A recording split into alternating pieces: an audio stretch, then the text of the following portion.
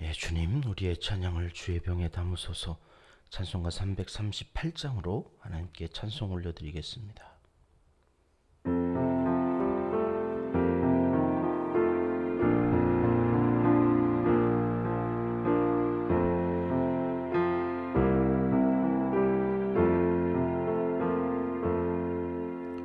내 주를 가까이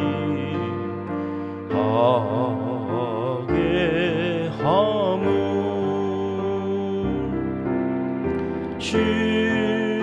십자가 짐 같은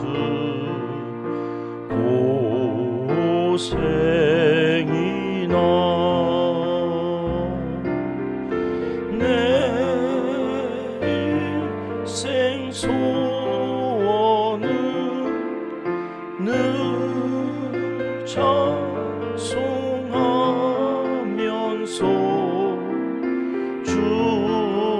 주께 더 나아가기 원합니다. 내 고생하는 것 옛 야곱이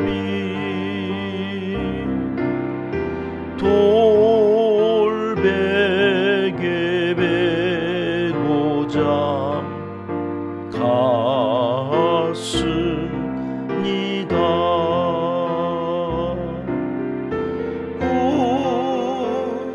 꿈에도 소원이 늘 찬송하면서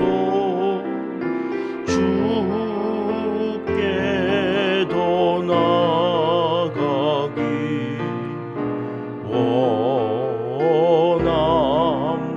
원합니다.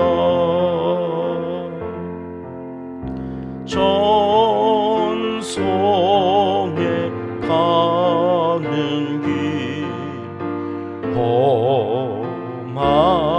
험하여도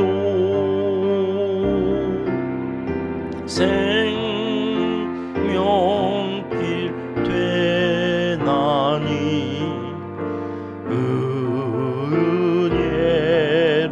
은혜로다.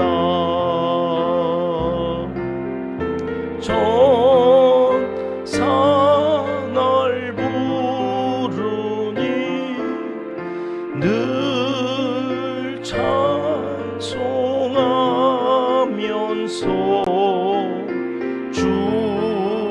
주께 더 나아가기 원합니다.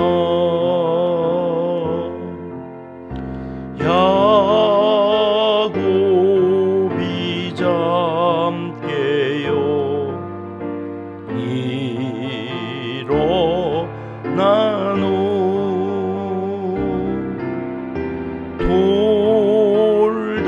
돌단을 쌓은 것 본받아서 숨질 때 되도록 늘 찬송하면서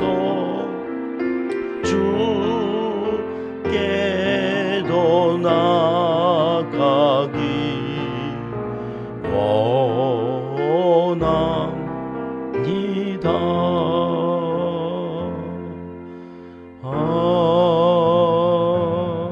아멘.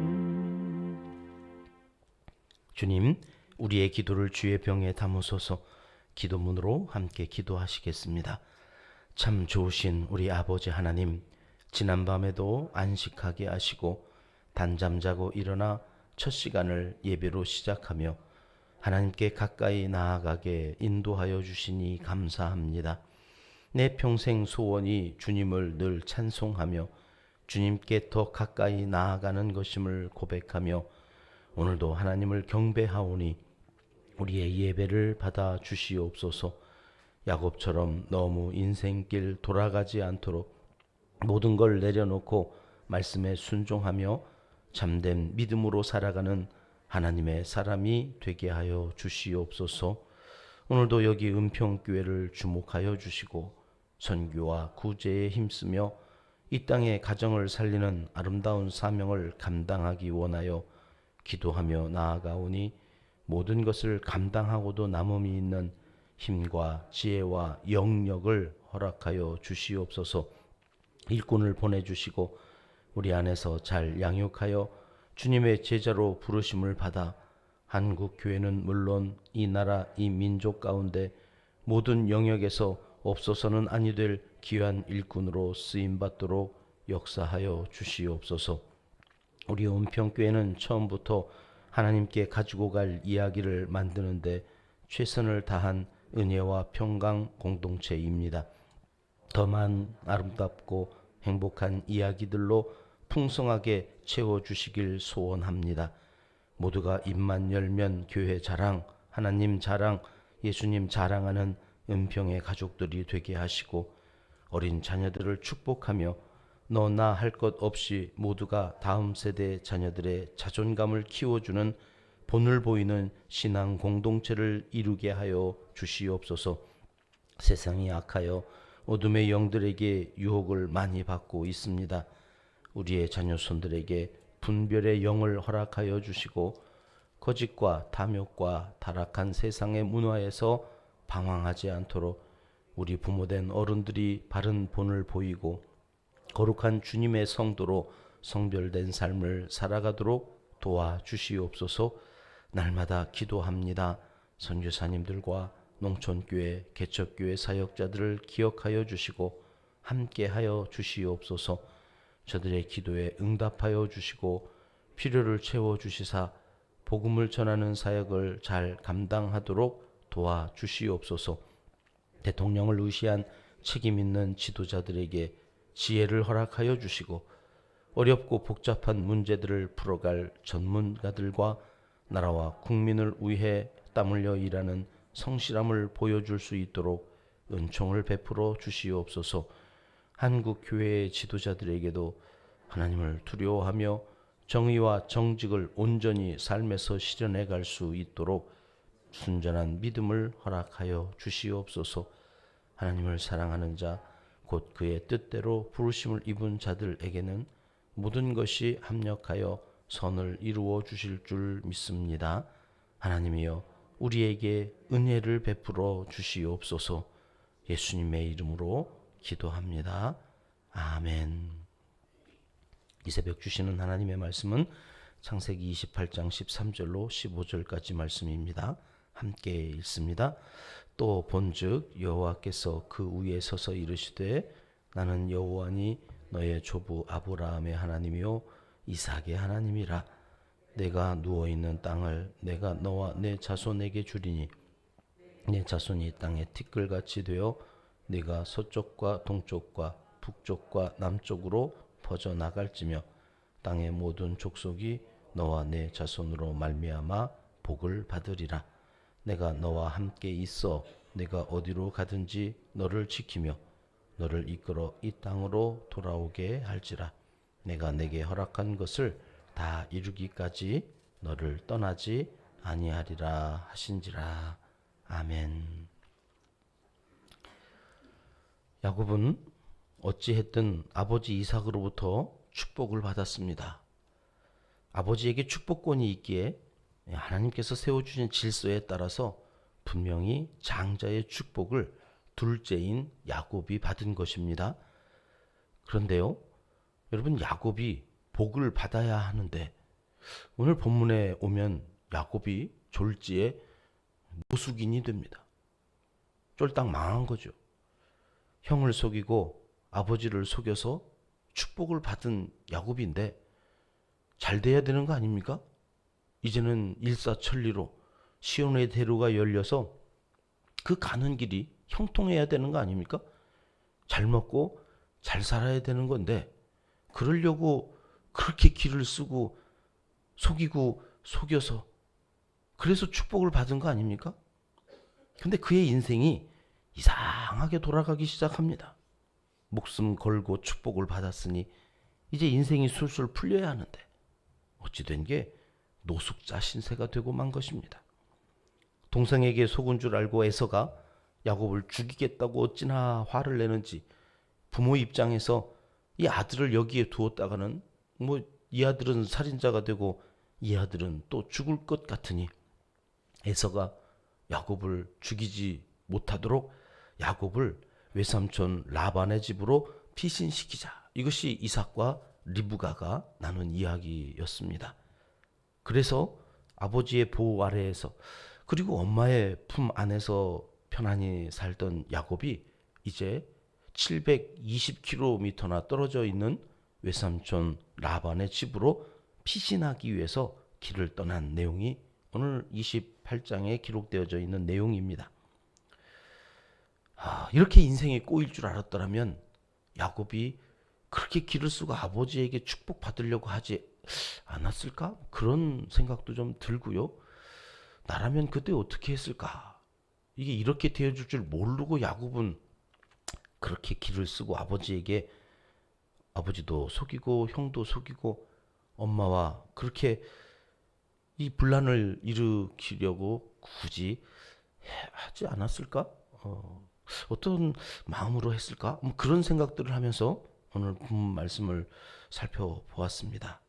여러분, 그렇게 길을 가던 날 이제 날이 저물어서 돌을 갖다 놓고 돌베개로 삼아서 그곳에서 잠을 잤는데 그날 그 밤에 잠을 자는 그 야곱의 꿈에 하나님께서 오셨다. 꿈이라고 하는 것은 우리가 프로이드에 의하면 열망하고 간절히 바라는 것이 이 뇌 안에서 꿈으로 나타나는 것이다. 무의식이 드러나는 그 현장이 꿈의 현장이다. 그래서 우리의 무의식 속에 무엇이 있는지를 알아보는 왕의 길이 꿈이다. 이렇게 설명할 정도로 우리가 간절히 어떻게 생각을 하고 또 생각을 하다 보면 진짜 꿈에 그런 일들이 나타나기도 하긴 합니다. 근데 대부분 우리가 꾸고 싶다고 해서 그 꿈이 꾸어지는 일은 거의 없지요. 야곱도 마찬가지였을 것입니다. 그가 축복을 받고 길을 떠났는데 이제 할 수 없이 밤에 잠을 자기 위해서 잤고 그 꿈에 하나님께서 나타나셨다는 거죠. 하나님께서 주체가 되셔서 야곱에게 찾아오신 것입니다.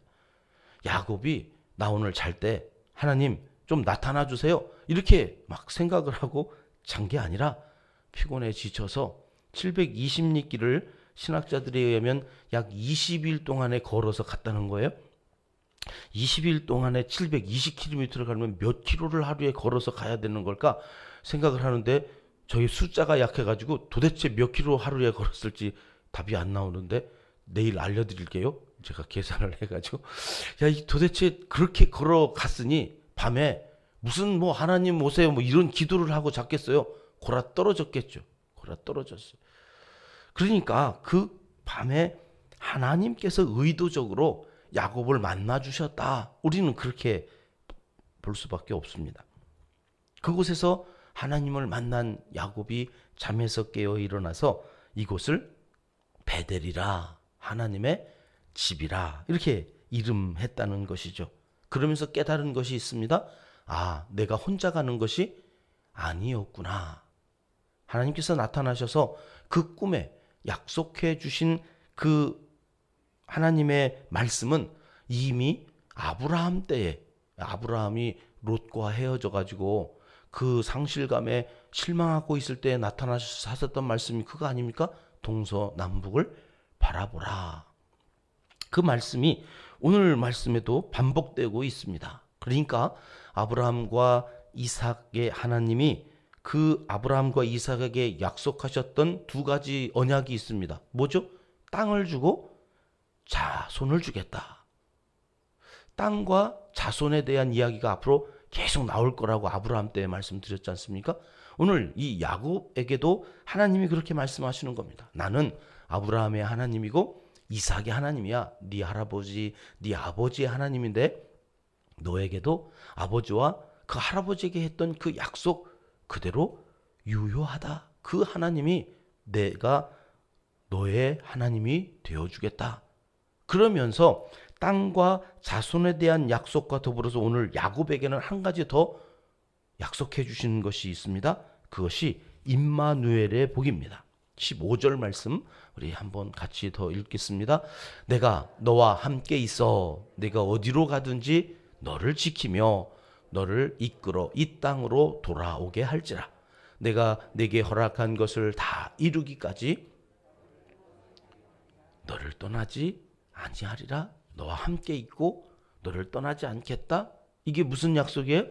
임마누엘의 약속이에요. 우리 예수 그리스도께서 탄생하실 때 알려주셨던 이름인데 이게 언제 나와요 지금? 야곱 때에도 나와요. 야곱 때에도 임마누엘의 하나님의 약속이. 그러니까 그 임마누엘의 하나님은 AD 1년 주님이 오셔서 BC가 AD로 바뀌어진 그 시점에 우리에게 약속되어진 이름이 아니라 이미 아브라함 때부터 하나님께서 우리에게 약속해 주신 내용이다. 그 아브라함과 이삭의 하나님이 야곱의 하나님이 되실 때에 오늘 2024년을 시작하고 다시 창세기에서부터 요한계시록까지 여행을 떠나는 우리에게도 오늘 이렇게 말씀해 주시는 거예요. 요한계시록이 끝날 때까지 나는 너와 함께 하겠다. 너네가 한 바퀴 돌아서 다시 창세기 28장으로 올 때까지 나는 너희와 함께 하겠다. 너희를 떠나지 아니하겠다. 할렐루야. 이 복이 야곱에게뿐만 아니라 오늘 우리에게도 임하여 늘 항상 주님과 함께 한다고는 믿음으로 살아가는 그 복을 다 받아 누리시기를 주님의 이름으로 축복합니다. 16절 말씀도 보겠습니다. 시작. 야곱이 잠 깨어 이르되 여호와께서 과연 여기 계시거늘 내가 알지 못하였도다. 하나님은 우리와 늘 함께 하시는데 이것을 아는 사람이 있고 이제 이것을 알지 못하는 사람이 있을 뿐인 거예요. 저는 여러분들이 오늘 이 새벽에 주님 앞에 나와 기도하는 은평의 가족들이 이것을 알고 살아가시기를 주님의 이름으로 축복합니다. 알고 살아가는 거예요. 알고 살아가야 아는 것이 힘이 되는 거죠.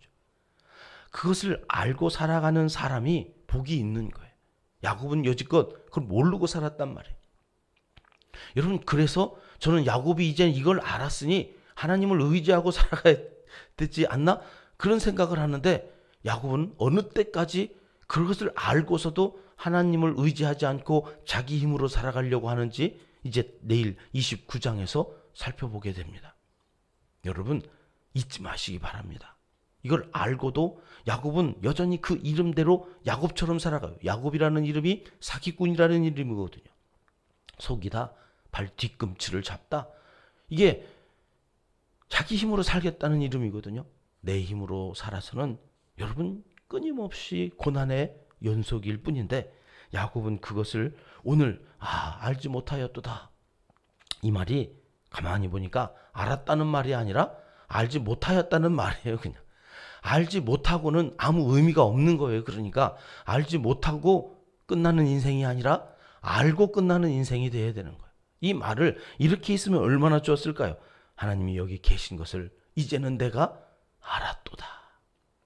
알고 가는 인생, 그 인생이 복이 되어지는데 알지 못하였을 뿐이지 안다고는 이야기하지 않았구나 하는 것을 우리가 이제 야곱의 인생을 통해서 계속 살펴보게 된다는 것입니다. 자, 그럼에도 불구하고 그가 이제 18절 이하에 어떤 인생을 살겠다고 하나님 앞에서 또 약속을 하느냐면 18절 말씀 보시겠습니다. 시작. 야곱이 아침에 일찍이 일어나 베개로 삼았던 돌을 가져다가 기둥을 세우고 그 위에 기름을 붓고 하나님을 경외하게 되었어요. 하나님을 두려워하게 되었어요. 그래서 하나님 앞에 단을 쌓고 예배를 드립니다. 하나님의 임재를 경험하는 사람에게 나타나는 한 가지 독특한 현상이 있는데 그게 두려움입니다. 그걸 성경은 경외하다 이렇게 표현하고 있습니다. 하나님을 두려워하는 마음으로 하나님을 예배하는 예배자가 되었다는 것입니다. 예배자가 되었다고 하는 것은 하나님과의 맺은 그 언약을 내가 지키겠습니다. 그렇게 약속하는 것이거든요. 하나님은 앞에 아브라함과 횃불 언약을 맺어 주셨고 할례 언약을 맺어 주셨잖아요. 신학자들은 야곱과는 여기 베델에서 베델 언약을 맺어 주셨습니다. 나는 너를 떠나지 않고 내가 여기로 돌아올 때까지 너와 함께 있어서 너에게 땅을 주고 자손을 주겠다고 하는 베델 언약입니다. 그 언약에 대해서 야곱은 어떻게 반응을 했느냐면, 하나님이 나로 하여금 여기로 다시 돌아오게 하신다면 나는 하나님 앞에 이렇게 하겠습니다라고 서원하는 내용이 그 다음 이어지는 내용입니다. 하나님이 저를 그렇게 인도해 주시면 저는 여기에다가 하나님의 집인 여기에다가 단을 쌓고 여기에다가 하나님의 집을 짓고 그리고 여기에서 하나님께서 내게 주신 모든 것의 10분의 1을 드리겠습니다 하는 서원으로 28장이 끝나는 것입니다. 여러분, 서원은 맹세가 아닙니다. 하나님 앞에 하는 언약입니다. 그래서 내가 내 신앙을 돌아보고 내 신앙을 지켜가는 데 있어서 어느 정도의 서원은 우리 믿는 사람들에게 반드시 필요한 것입니다. 하나님, 올 한 해 어떻게 예배자로 살겠습니다. 이런 서원들, 우리의 기도 제목이 되어서 하나님 앞에 올려드릴 때에 그 기도와 그 하나님 앞에 드린 맹세가 아닌 언약이 그 베델 언약과 연결되어지면서 더 신실한 그리스도인으로 살아가게 하는 것이다. 하나님은 변개치 않으시지만 우리는 끊임없이 상황과 여건에 따라서 바뀌어지기 때문에 우리의 믿음을 서원하면서 하나님 앞에 나아가는 것은 믿는 자로서 마땅히 하나님 앞에 보여드려야 할 신앙 고백이 된다 하는 것을 야곱을 통해서 우리가 살펴보게 됩니다. 여러분, 하나님께서 우리와 함께 하십니다.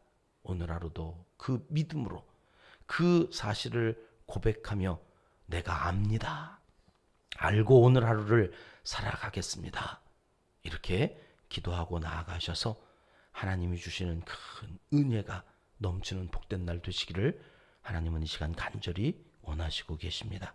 기도하겠습니다. 하나님 아버지, 고난의 현장에서 하나님을 만나기 전에 먼저 하나님을 아버지로 믿고 그 하나님과 함께 어떤 상황 어떤 환경에서도 담대하게 믿음으로 나아가며 하나님 주시는 평강을 누리며 살기를 소원합니다.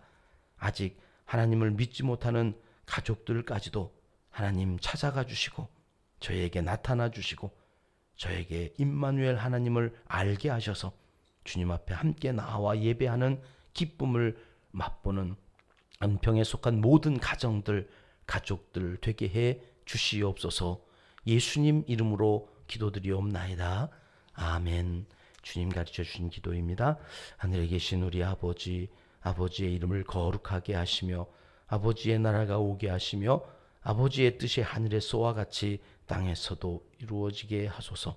오늘 우리에게 일용할 양식을 주시고 우리가 우리에게 잘못한 사람을 용서하여 준 것 같이 우리 죄를 용서하여 주시고 우리를 시험에 빠지지 않게 하시고 악에서 구하소서. 나라와 권능과 영광이 영원히 아버지의 것입니다. 아멘. 자유롭게 기도하시겠습니다.